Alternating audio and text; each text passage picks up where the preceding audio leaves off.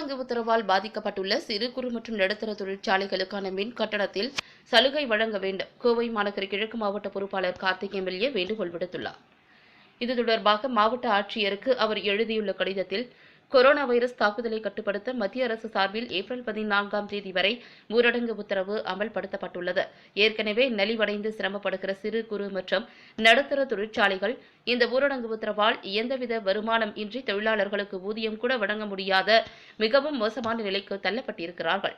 இந்நிலையில் சிறு குறு மற்றும் நடுத்தர தொழிற்சாலைகளுக்கான மின் கணக்கீட்டு பணி மேற்கொள்ளப்பட முடியாததால் கடந்த மாதம் செலுத்திய மின் கட்டணத்தையே வரும் மாதத்திற்கு செலுத்த வேண்டும் என தமிழக மின்சார வாரியம் அறிவித்துள்ளது.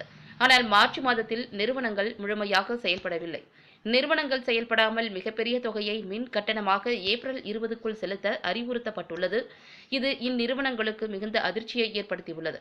மேலும் தமிழக மின்சார வாரியம் தொழிற்சாலைகளுக்கு ஒவ்வொரு குதிரை சக்திக்கும் குறைந்தபட்ச தொகையை நிர்ணயம் செய்துள்ளது. இந்த பேரிடர் காலத்தில் சிறு குறு மற்றும் நடுத்தர தொழிற்சாலைகளுக்கு இந்த குறைந்தபட்ச தொகையை முழுமையாக நீக்குவது, மின் கட்டண சலுகை வழங்க வேண்டும் எனவும், மின்கட்டணம் செலுத்த 6 மாத கால நீட்டிப்பு அவகாசம் வழங்கி இந்த தொழிற்சாலைகளை கடுமையான சரிவிலிருந்து மீட்கும்படி கேட்டுக்கொள்கிறேன். மேலும் இந்திய ரிசர்வ் வங்கி தொழில் கடன்களுக்கான வட்டியையும் மாத தவணையையும் ஜூன் மாதம் வரை ஒத்திவைப்பதாக அறிவித்தது. ஆனால் நடைமுறையில் பல வங்கிகள் இந்த அறிவிப்பை செயல்படுத்தவில்லை.